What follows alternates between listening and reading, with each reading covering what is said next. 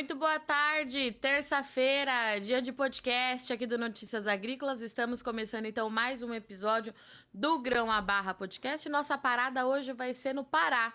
Vamos conhecer uma história que já está na quarta geração de produção e vamos entender então como é que as coisas funcionam por lá, porque pelo que eu estava lendo aqui da história dessa família, tem muita tradição sendo mantida até os dias atuais nessa produção. Para conversar com a gente, já está conectada aqui comigo a Noane Maia. Noane, seja muito bem-vinda aqui ao nosso podcast. Obrigada, Virgínia. Prazer meu estar aqui. Noane, antes da gente apresentar a sua família, eu vou pedir para você se apresentar para os nossos telespectadores, para contar um pouquinho da sua história, de onde você fala, desde quando você trabalha com cacau, com chocolate. Conta pra gente. Então, eu sou advogada, na verdade, minha formação é essa. E nós somos a quarta geração de produtores de cacau da minha família, né? Uma história que começou com meu avô e a minha avó, foram produtores de cacau nativo da várzea lá da Amazônia. E esse legado permaneceu na mão de alguns tios, veio para minha mãe e chegou até nós hoje nessa missão de não somente produzir esse cacau, mas principalmente preservar o cacau nativo daquela área, valorizar esse cacau e os produtores, e a gente conseguir encontrar um mercado aí muito maravilhoso, com esse potencial grande que é do cacau especial, cacau nativo da Amazônia. E Noane, me fala uma coisa, você é advogada, hoje você exerce as duas profissões ou você está se dedicando só ao cacau? Como é que foi para você tomar essa decisão? Não, eu vivo para o cacau. Cacau é meu chefe. Cacau é quem manda. E foi em 2020, né, com a pandemia. Meu pai já estava tocando essa parte das terras, da família, desses negócios do cacau, e meu pai faleceu e nos restou a missão de voltar para nossa origem, voltar para Mocajuba, que é a cidade onde a gente tem o cacau, e tocar os negócios de lá. E a gente foi se familiarizando, foi entendendo, e mais do que a gente perceber que o cacau era um bom negócio, a gente viu que a gente precisava fazer um trabalho de valorização da cultura do cacau ali dentro, que é muito importante. Mocajuba tem uma história com cacau, mas estava se perdendo ao longo desse caminho, e a gente abraçou essa causa toda, a comunidade do cacau, o cacau nativo e a Amazônia nesse lugar de grande produtora de cacau. E Noane, quando você tomou essa decisão, então, você imaginava de toda essa diversidade, grandiosidade que existia ali na produção da sua família e principalmente nos arredores, né? Porque vocês estão numa região de fato muito privilegiada, muito rica em vários aspectos. Que eu imagino que você já tinha certa noção, mas você imaginava que era tão grande, que tinha uma potência tão significativa ali? Com certeza não. Eu adoro reviver as memórias de infância com a minha avó, na colheita do cacau, quando a gente ia fazer doce, geleia e via meu avô ali quebrando, secando o cacau e tudo aquilo, tem uma memória muito legal para mim.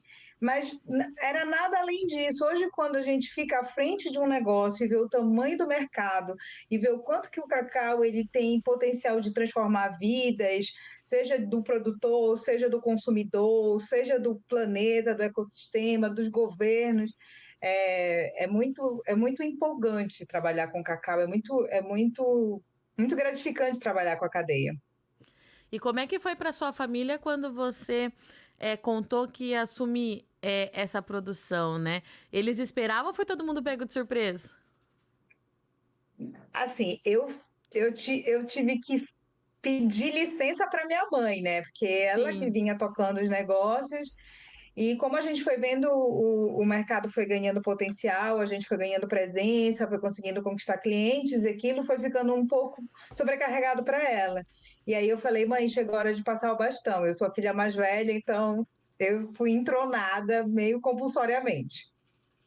E Noane, eu tô com um material aqui que a Andressa, que é a nossa produtora, quem entrou em contato com você para agendar essa entrevista, porque ela faz a pesquisa, ela me passa o material, e eu tô com uma matéria aqui que saiu sobre a história de vocês, de você falando muito de lembrar do que a avó ensinou. E me pegou muito, porque eu tive uma relação muito próxima com a minha avó, e você falou agora de relembrar a infância, enfim, essas memórias afetivas que a gente tem com a avó, e eu queria que você falasse um pouquinho dessa relação, né? O quanto que isso te deixa mais próxima daquilo que você viveu e o que faz você continuar aí principalmente, né? Passar isso pra frente, que eu imagino que seja isso que vai acontecer de agora em diante. Com certeza. Ai, Virginia, é muito emocionante, né? A minha avó, ela tinha uma força muito grande, aquela mulher poderosa da floresta, de mãe de 9 filhos, e é uma grande matriarca, eu lembro, assim, quando a gente ficava na casa dela e chegava aquele monte de gente para comer, com os paneiros nas costas cheios de cacau, e aquele monte de gente quebrar, e ela ali naquela direção. Então, eu realmente me inspiro muito na energia dela. Claro que a minha mãe me ensinou tudo, me ensinou o relacionamento com as comunidades, me ensinou as receitas, me ensinou a lidar com o cacau, as técnicas todas de cuidado com o cacau, de quebra, de fermentação, enfim. Mas eu acredito que realmente essa energia da minha avó, de ver aquela mulher forte, liderando, isso é a minha grande inspiração, e é como eu tento transparecer esse trabalho hoje com muita garra, com muita iniciativa, com um propósito de levar não só a presença da cadeia e do poder do cacau, mas a presença da mulher à frente de um negócio assim, sabe? E conta pra mim hoje, então, como é que vocês trabalham, né? Você cuida desde lá da lavoura até a fermentação, que eu já entendi, você já deu uns spoilers aí pra gente. Você cuida de todo o processo desse cacau de qualidade, é Sim, isso? sim. A gente produz amêndoas de cacau fino, né? Então, Tá. nós temos uma propriedade de cacau nativo, que é uma área de floresta nativa preservada. E a gente faz todo o trabalho da cadeia, desde a colheita, a quebra, a seleção, fermentação, secagem. E aí a gente mantém, né, essas amêndoas. Hoje a gente tem uma marca que é a Cacauaré, e a gente confecciona subprodutos de cacau para nutrição funcional e para a parte de cacau cerimonial.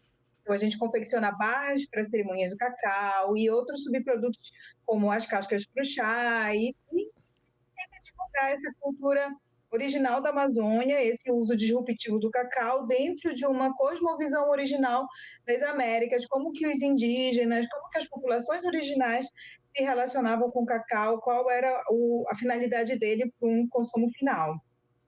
E como é que tem sido essa comunicação para o consumidor final, né, Noane? Porque a gente sabe que acaba tendo que ser assim. É quase que uma comunicação educativa, né? Para explicar tudo isso, ele entender esse valor agregado que esse produto tem. Como é que vocês têm trabalhado nesse sentido de realmente ensinar tudo isso para esse consumidor? A gente tem uma bandeira de hipervalorizar o cacau como o alimento dos deuses, né? Tentando levar essa conscientização que o grão, o cacau, o fermentado, não fermentado, mas esse fruto e o produto que ele entrega, ele tem vários benefícios para a saúde. E que quanto melhor ele for aproveitado dentro de uma cadeia, melhor é o impacto dele na vida do ser humano e na vida das pessoas que estão ali dependendo dele. A gente tem mais de 400 mil produtores de cacau na Amazônia que dependem dessa cultura para subsistir, que foi desvalorizada por muito tempo, né? Isso a gente está falando do Brasil, não estou falando exclusivamente da Amazônia, mas que a cultura do cacau foi muito desvalorizada. E é interessante trazer isso à superfície, levar a um público comum o conhecimento de como que isso foi se perdendo. Claro que a gente está contando com muito apoio agora, a cadeia está sendo bem mais valorizada, né, do cacau com a comunicação, a gente tem aí veículos de comunicação falando mais sobre isso, a gente tem eventos relevantes que acontecem para os produtores, para o público do cacau e do chocolate, mas é importante a gente trazer isso que é educar, informar, para poder valorizar e assim a gente alcançar os mercados que são realmente relevantes para sustentar uma cadeia. E, Noana, eu imagino que, assim, o retorno deve ser muito interessante, né? Porque eu falo muito isso aqui nesse podcast, num podcast que a gente tem aqui também voltado para o setor do café, que as pessoas não têm noção da grandiosidade que nós temos aqui, de tudo que nós produzimos, né? Então, quando a gente leva isso para fora da bolha, o retorno é muito interessante e elas ficam curiosas, né, para entender. É uma curiosidade positiva, né? Quando a pessoa quer de fato ouvir o que a gente tem para contar, né? Com certeza. É muito legal a gente promover a disrupção do Sim. consumo, né? As pessoas estão acostumadas a conectar o cacau somente ao chocolate, e o chocolate de qualidade ser um chocolate belga, suíço, quando que o berço do cacau, o berço do chocolate é o Brasil, é a América, na verdade, e com tanta riqueza de história, com tanta riqueza mineral, assim, né, de nutrientes que esses produtos têm, é importante que a gente, né, trabalhe exaustivamente a comunicação, a valorização, a estética também é muito importante. E Nani, me conta uma coisa, qual que é a realidade e o perfil de vocês aí na cidade de vocês, na área de produção? São todos pequenos produtores? Quais são as dificuldades que vocês encontram hoje, eu digo, em termos climáticos ou às vezes de algum auxílio técnico? Qual que é a realidade aí da sua comunidade? Nós somos produtores da várzea, né? Então a Sim, gente depende, todos somos pequenos produtores. Ninguém aqui tem mais do que, sei lá, 10, 15 hectares. Somos todos tá. pequenos produtores. A gente estruturou a cadeia de forma coletiva. Então, assim, sempre estamos nessas intermediações. Como a gente, Cacauaré, tomou a frente de um negócio, a gente meio que puxa um carro aí para tentar expandir essa distribuição de receita, né? E assim, a gente tem os problemas climáticos. Recente, a gente teve uma safra muito prejudicada porque não teve chuva. Essa seca da Amazônia abalou muito a nossa infraestrutura.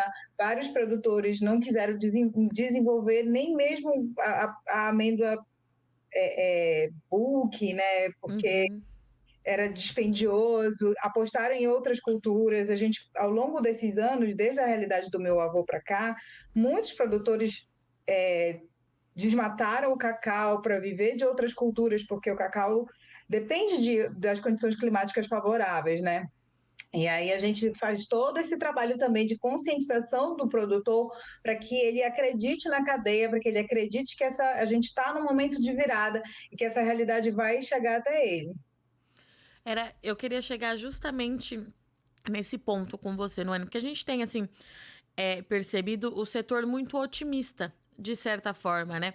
Sejam os produtores, os técnicos que visitam as propriedades, as próprias lideranças, as grandes multimarcas, enfim. Tá todo mundo muito otimista de uma retomada significativa do Brasil, e não só em termos de volume, muito voltado para esse cacau fino, esse cacau de qualidade. Pelo que eu estou entendendo aqui na sua fala, você também acredita fielmente que nós, de fato, estamos nesse momento, é isso? Eu acredito com certeza. Eu acredito até não só pelo otimismo, mas por conta do comportamento do mercado, né? Acho que a gente vem percebendo esse crescimento, percebendo esse engajamento de vários setores, que não são somente os setores agrícolas, mas os financeiros, os veículos de comunicação. E, claro, isso atende, né? Isso vai impactar positivamente em todas as pontas. E a gente quer que isso chegue lá na ilha, lá na várzea, lá no produtor. E Noane, conta pra gente, como é que a gente encontra vocês nas redes sociais, o pessoal que estiver nos ouvindo, que quiser conhecer um pouquinho mais da sua história, acompanhar o trabalho que vocês têm feito, como é que a gente consegue se conectar com vocês? Então, nosso Instagram é cacauaré_Amazônia, cacauaré sem acento, cacauaré_Amazônia, e tem o nosso site também, cacauaréamazônia.com. Lá tem todas as nossas receitas, as receitas da minha avó, da geleia, do doce de cacau. A gente tem ali o nosso portfólio de produtos e conta também nessa história como que a gente está reestruturando essa cadeia do cacau nativo lá na nossa região e que a gente espera que a gente consiga fazer isso em toda a Amazônia. Eu costumo falar, eu não estou querendo valorizar o cacau, eu estou querendo hipervalorizar o cacau através disso, da divulgação dessa cultura original, que ela é muito importante, apresentando a qualidade que o cacau ele leva para a vida das pessoas que consomem e da necessidade dessa grande união de forças que alcance também os produtores que estão ali fazendo, as gerações como nós, assim, permanecendo com os seus legados de produção e que essa prosperidade chegue para todo mundo, essa saúde chegue para todo mundo, esse conhecimento chegue para todo mundo. E os produtores ali da região, eles já entenderam isso? Sim, a minha mãe é a nossa articuladora das comunidades. Ela faz um trabalho muito legal junto aos produtores, junto às mulheres, de que é necessário a gente valorizar o cacau, de que é necessário a gente acreditar que preservando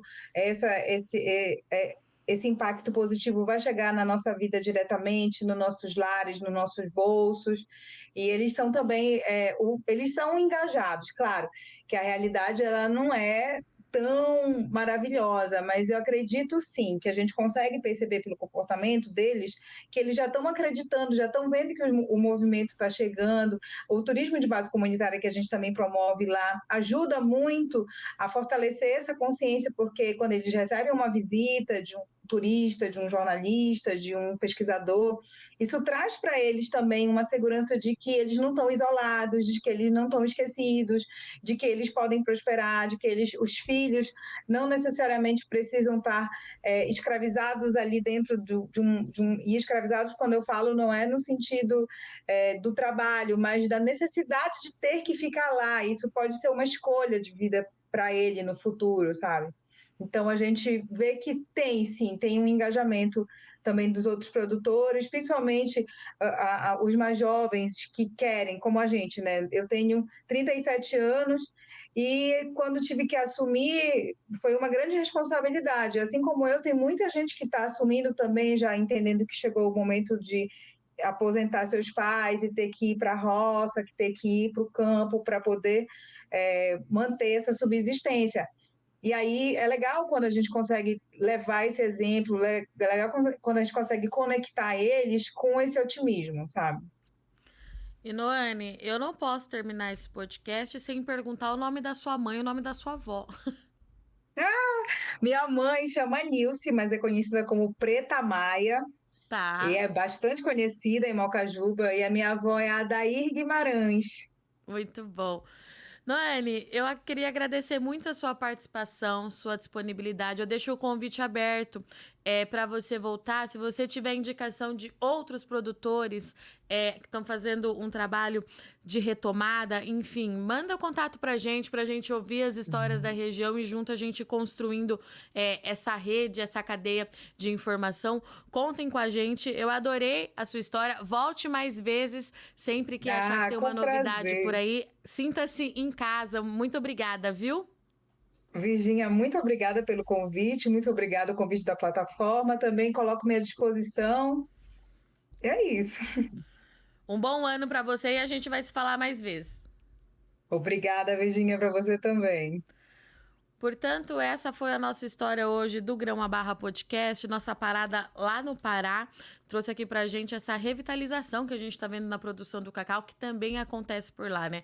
De fato, nós estamos vivendo aí um momento de virada de chave para esse setor. E aqui no Notícias Agrícolas a gente vai continuar acompanhando de perto para ajudar o produtor na tomada de decisão, ouvir o lado do mercado e entender como é que o Brasil pode se reposicionar com valorização nesse mercado internacional. Eu sou Virgínia Alves, agradeço muito sua audiência e companhia e até semana que vem.